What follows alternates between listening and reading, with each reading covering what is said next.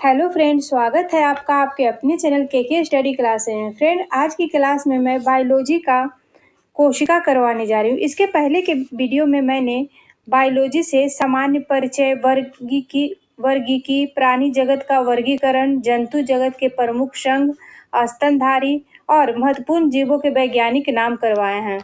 Friend, अब तक आप लोगों ने मेरे चैनल को सब्सक्राइब नहीं किया है तो प्लीज़ कर लीजिए और जो बेल आइकन है उसे ज़रूर दबा लीजिए, ताकि जब भी इसी तरह का कोई भी इम्पोर्टेंट वीडियो अपलोड किया जाए तो उसका नोटिफिकेशन सबसे पहले आपके पास पहुंच जाए। तो चलिए फ्रेंड्स, आज की क्लास में हम बायोलॉजी से कोशिका को करेंगे।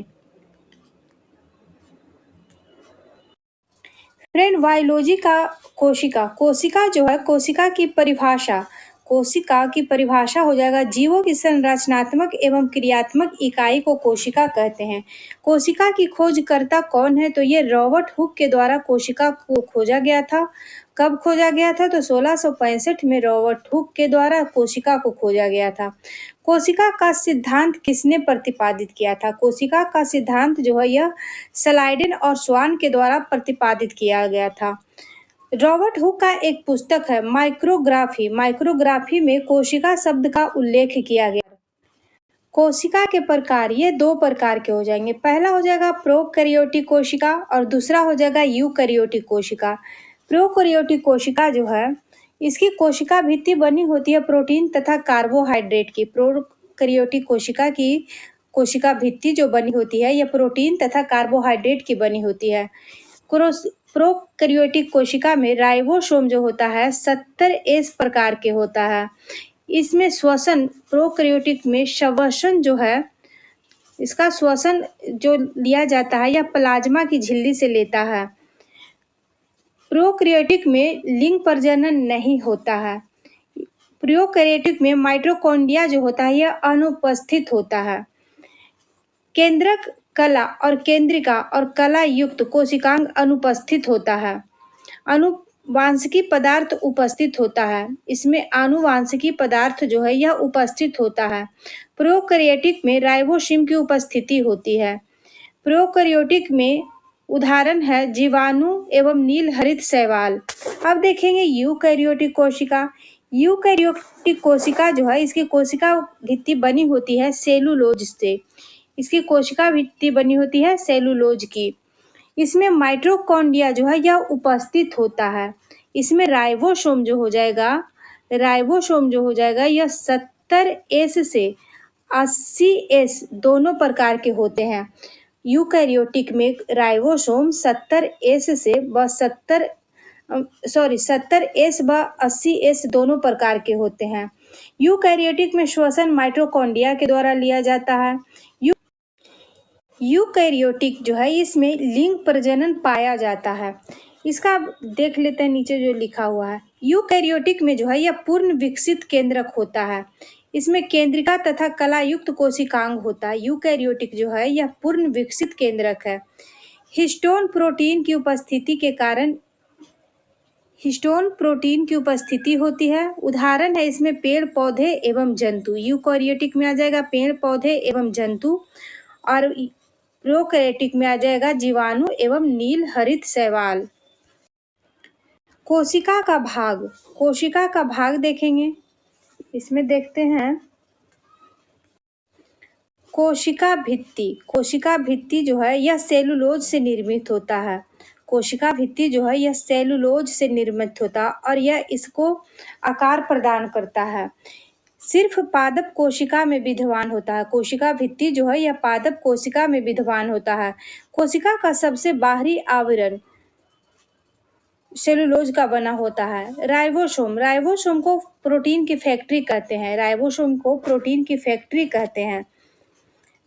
राइबोसोम का नामकरण किसने किया था? तो राइबोसोम का नामकरण रॉबर्ट के द्वारा किया गया था।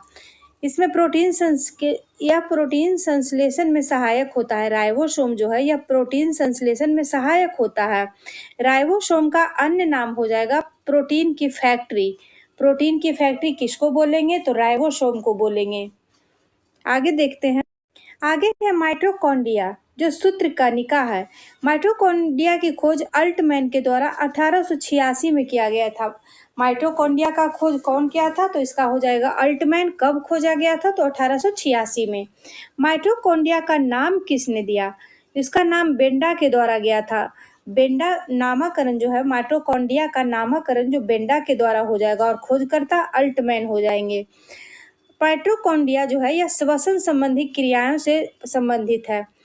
माइटोकॉन्ड्रिया जीवाणु एवं नील हरित शैवाल में अनुपस्थित होता है। माइटोकॉन्ड्रिया का अन्य नाम हो जाएगा कोशिका का पावर हाउस। कोशिका का पावर हाउस किसको कहते हैं? तो माइटोकॉन्ड्रिया को कहेंगे। प्रोटीन की फैक्ट्री किसको कहेंगे? तो राइबोसोम को कहेंगे। अब देखेंगे अंतःप्रदत्ति जलिका। अंतःप्रदत्ति जलिका में है राइबोसोम इसी से चिपके होते हैं। राइबोसोम जो होते हैं प्रोटीन की फैक्ट्री, वो इसी से चिपके होते हैं। लिपिड संश्लेषण का मुख्य स्थल अंतःप्रदत्त जलिका ही है। कोशिका के प्रमुख भाग, यहाँ पे है कोशिका के प्रमुख भाग। पहला हो जाएगा केंद्रक और दूसरा हो जाएगा लाइसोसोम। चलिए इसको देखते हैं। केंद्रक की खोज किसके द्वारा की गई थी? केंद्रक का खोज जो हो जाएगा यह रॉबर्ट ब्राउन के द्वारा 1831 में किया गया था। केंद्रक का खोज किसने किया था? तो रॉबर्ट ब्राउन ने। और कब किया? तो 1831 में। यह यूकैरियोटिक कोशिका में उपस्थित होता है। केंद्रक कहाँ उपस्थित होता है? तो यह यूकैरियोटिक कोशिका में उपस्थित होता है। केंद्रक में आनुवांशिक पदार्थ डीएनए का स्रोत है। केंद्रक जो है यह डीएनए का स्रोत है। अब इसके नीचे है गोल्जी कॉय। गोल्जी कॉय को गोल्जी काय भी बोलते हैं और गोल्जी बॉडी भी बोलते हैं। यह हो जाएगा गोल्जी कॉय की खोज किसके द्वारा किया गया था? कैमिनो गोल्जी के द्वारा 1898 में किया गया था। गोल्जी कॉय की खोज 1898 में कैमिनो गोल्जी के द्वारा किया गया था। कैमिनो गोल्जी के द्वारा 1898 में हो जाएगा। क्रियात्मक इकाई, गोल्जी बॉडी का क्रियात्मक इकाई जो है यह सिस्टर्नी हो जाएगा। गोल्जी बॉडी का अन्य नाम हो जाएगा गोल्जी उपकरण। कोशिका के अणुओं का यातायात प्रबंधन। गोल्जी काय को यातायात प्रबंधन या यातायात संरक्षक के रूप में जानते हैं। ग्लाइकोप्रोटीन व ग्लाइकोलिपिड का निर्माण गोल्जी कॉय में होता है। अब देखेंगे लाइसोसोम। लाइसोसोम को आत्महत्या की थैली कहा जाता है। सुसाइड बैग या आत्महत्या की थैली लाइसोसोम को बोला जाता है।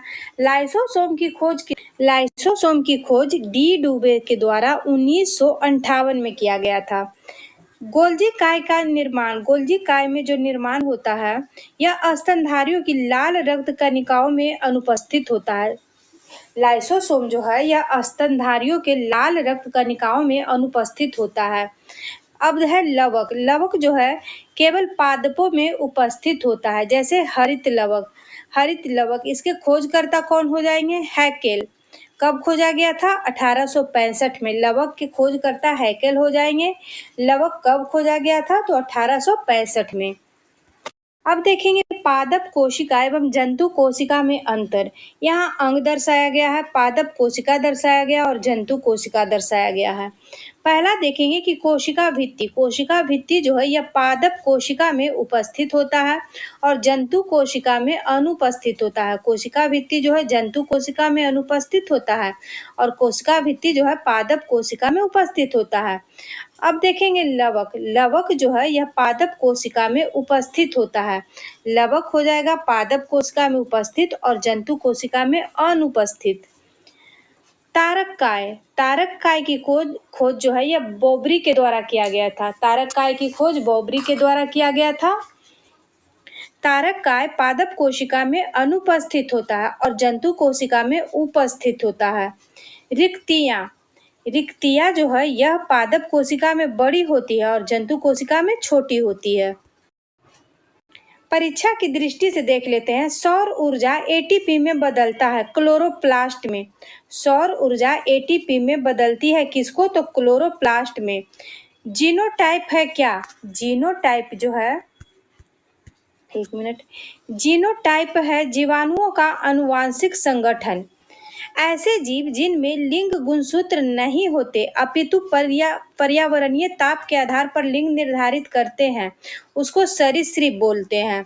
प्लाज्मा झिल्ली बनती है किससे? तो ये प्रोटीन व लिपिड से। प्लाज्मा झिल्ली किसकी बनी होती है? प्रोटीन व लिपिड की।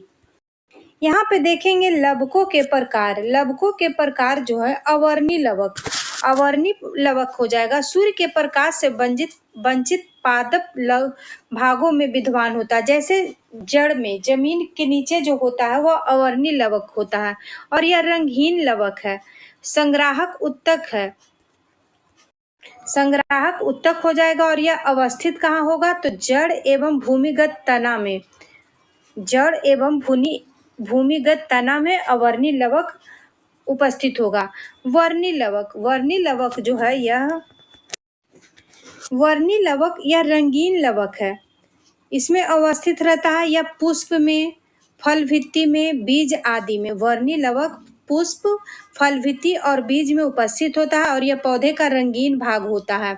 टमाटर का लाल रंग किसके कारण होता है? तो लाइकोपीन के कारण होगा। गाजर का रंग किसके कारण होता है? तो ये कैरोटीन के कारण होता है। चुकंदर में लाल रंग किसके कारण होता है? तो विटामिन के कारण होता है। पत्तियों का पीला रंग कैरोटीन के कारण होगा।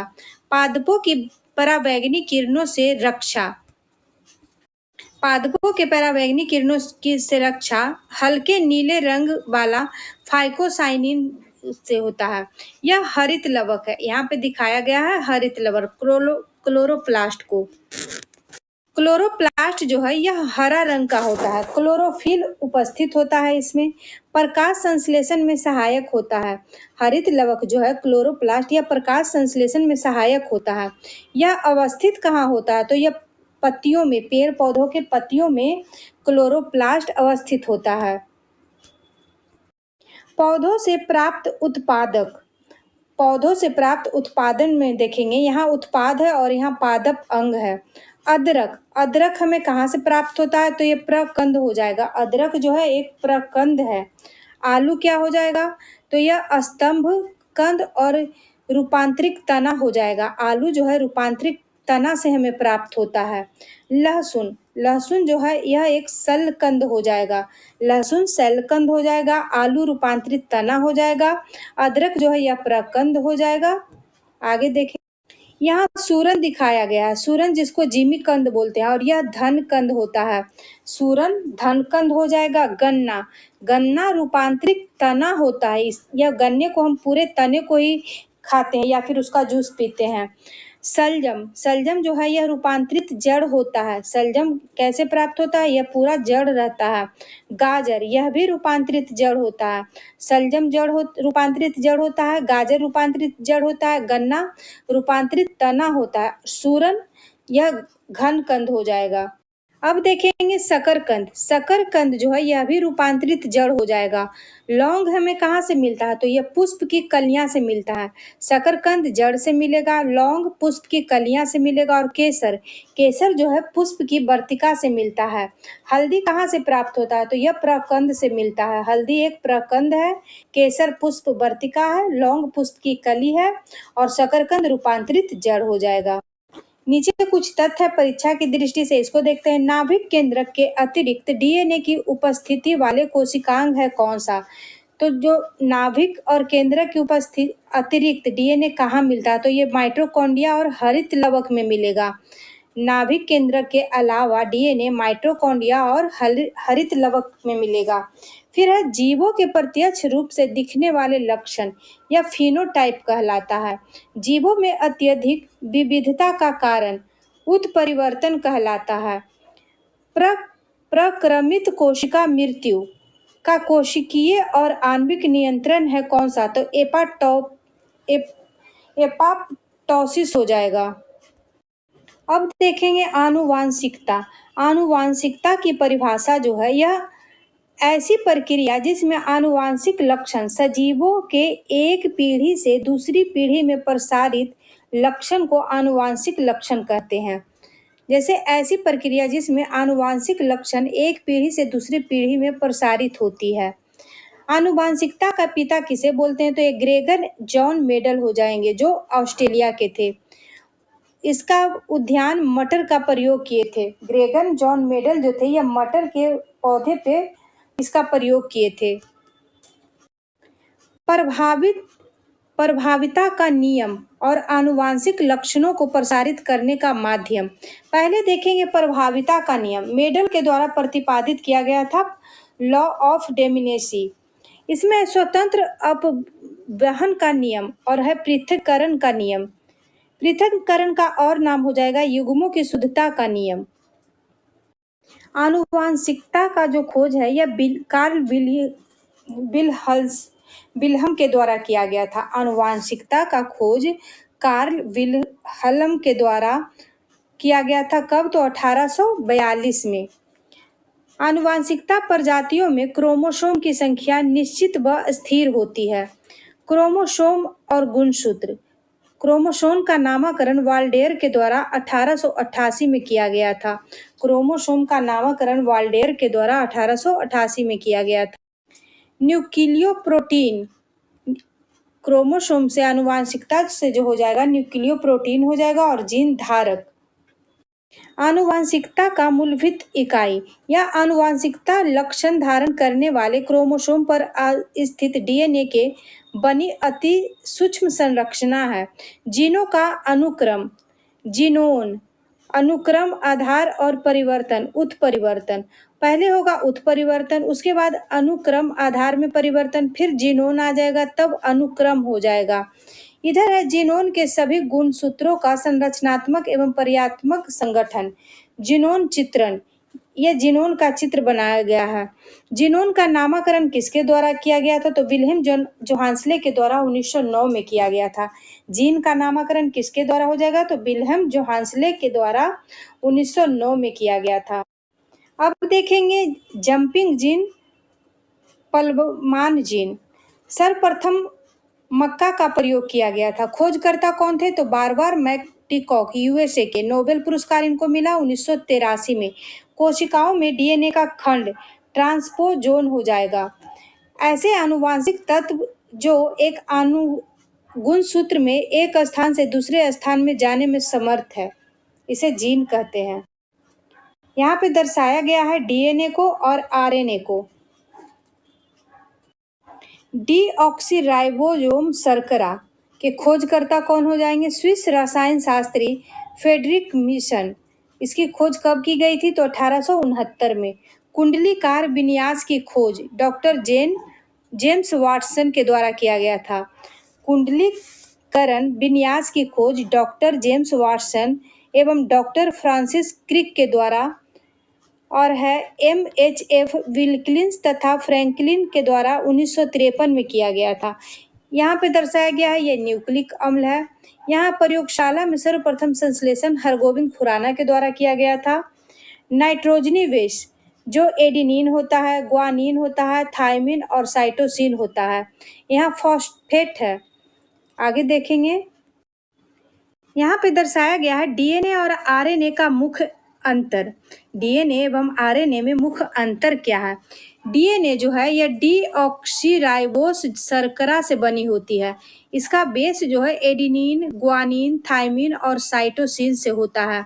यह अवस्थित होता है मुख्यतः केंद्रक व कुछ मात्रा में माइटोकॉन्ड्रिया व हरित लवक में। डीएनए जो होता है मुख्यतः केंद्रक में, माइटोकॉन्ड्रिया में और हरित लवक में पाया जाता है। आरएनए जो है यह राइबोसोम शर्करा है। इसका बेस जो है थायमिन के स्थान पर यूरेसिल है। यह अवस्थित होता है कहाँ? आरएनए हमें मिलेगा केंद्रक एवं कोशिका द्रव्य दोनों में। ट्रांसफर आरएनए, प्रोटीन संश्लेषण हेतु अमीनो अम्ल राइबोसोम पर लाना। यहाँ पर दर्शाया गया है पिक्चर के माध्यम से। प्रोटीन संश्लेषण हो जाएगा। यहाँ प्रोटीन संश्लेषण में सहायता है राइबोसोम और आरएनए। यहाँ पे है messenger RNA, mRNA messenger RNA कहलाएगा।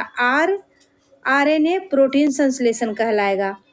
यहाँ पे है mRNA जो मैसेंजर आरएनए है, केंद्रक के बाहर प्रोटीन संश्लेषण हेतु उपयुक्त अमीनो अम्ल को चुनने के लिए संदेश भेजता है। जैव उर्वरक में देखेंगे, जैव उर्वरक जो है यह नाइट्रोजनीकरण स्थिरीकरण करने वाले जीवाणु हैं। नाइट्रोजन स्थिरीकरण करने वाले जीवाणु जैव उर्वरक हो जाएंगे। मुख्य दलहनी फसलें जैसे चना, मटर, सेम, अरहर दलहनी पौधा के जड़ में नाइट्रोजनीकरण सबसे ज्यादा होता है। महत्वपूर्ण तथ्य है, डीएनए में उपलब्ध यौगिक को अमीनो अम्ल नहीं बनाता, टायरोसिन हो जाएगा। डीएनए में उपलब्ध यौगिक जो अमीनो अम्ल नहीं बनाता वह कौन हो जाएगा, तो टायरोसिन हो जाएगा। डीएनए में मौजूद शर्करा है कौन सा, तो ये डीऑक्सीराइबोस हो जाएगा। राइबोसोम होते हैं आरएनए में। फिर है, साधारण मानव कोशिका में गुणसूत्रों की संख्या कितनी होती है, 46 हो जाएगा या 23 जोड़ा हो जाएगा, 23 दूना 46 हो जाएगा। आगे है, मेडल का आनुवांशिकता का सिद्धांत आधारित है किस पे, तो ये लैंगिक जनन पे हो जाएगा। यहाँ पे देखेंगे नाइट्रोजन स्थिरीकरण में सहायक जीवाणु, फसल है और जीवाणु है। सोयाबीन में कौन सा जीवाणु होगा, तो राइजोबियम जैम्पैनिक। तीन पतिया घास में हो जाएगा राइजोबियम ट्राइफोली। लूसर्न में हो जाएगा राइवोजियम मेलिलोती। जलीय फर्न में हो जाएगा एनाबिना एजोली। गुन्नेरा माइक्रोफाइला में हो जाएगा नोस्टोक मरकोरम। यहाँ पे है जैव उर्वरक जो है सूक्ष्म जीव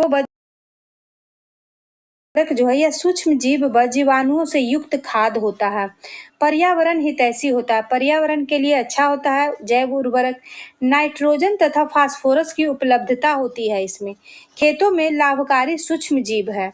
इसके बाद देखेंगे जैव उर्वरक के प्रकार। इसमें कंपोजिट एक्सीलेटर जिसमें आएगा सेलुलोलेटिक और लिग्नोलेटिक। फिर है नाइट्रोजन स्थिरीकरण में कौन कौन हमें सहायक होता है, तो ये राइजोबियम, एजोटोबैक्टर, एजोस्पाइरिलियम, फिर है एसिटोबैक्टर, नीलहरित शैवाल और एंजेला। यह सभी नाइट्रोजन स्थिरीकरण में लाभ पहुंचाता है। इसके बाद देखेंगे पौधे की वृद्धि को प्रोत्साहन देने वाले, यह हो जाएंगे राइजोबैक्टीरिया और स्यूडोमोनास। यह पौधे की वृद्धि को प्रोत्साहित करती है। दूसरा हो जाएगा फास्फोरस घुलाने वाले, इसमें हो जाएगा बैसिलिस स्यूडोनोसा और एस्परजिलस। यह सब फास्फोरस घुलाने वाला हो जाएगा। आगे है नील हरित शैवाल जिसमें है नाइट्रोजन स्थिरीकरण में सहायक। नील हरित शैवाल जो है यह नाइट्रोजन स्थिरीकरण में सहायक है। एंजोला का सहचारी हो जाएगा। अन्य नाम हो जाएगा साइनोबैक्टीरिया। फिर हो जाएगा दूसरा प्रोकैरियोटिक शैवाल, यहाँ पे प्रोकैरियोटिक शैवाल दिखाया गया और यहाँ साइनोबैक्टीरिया दिखाया गया। अब देखेंगे एंजोला जो नाइट्रोजन स्थिरीकरण में उपज क्षमता को बढ़ावा देता है। इसका हो जाएगा जलीय फर्न, यहाँ पे जलीय फर्न दिखाया गया है। दुधारू पशुओं को खिलाने पर दूध की मात्रा बढ़ती है। जलीय फर्न को दुधारू पशुओं को खिलाने पर दूध की मात्रा बढ़ती है। यहाँ पे देखेंगे पत्तियों की पृष्ठीय सतह पर साइनोबैक्टीरिया एनाबिना एजोली नाइट्रोजनीकरण स्थिरीकरण करता है। नील हरित शैवाल प्लस नाइट्रोजन स्थिरीकरण। इसी के साथ आज का मेरा कोशिका और जैव उर्वरक का क्लास समाप्त होता है। आगे की क्लास को लेकर मैं कल फिर आऊंगी। तब तक के लिए धन्यवाद। वीडियो अच्छा लगे तो लाइक शेयर सब्सक्राइब कीजिएगा। Thank you.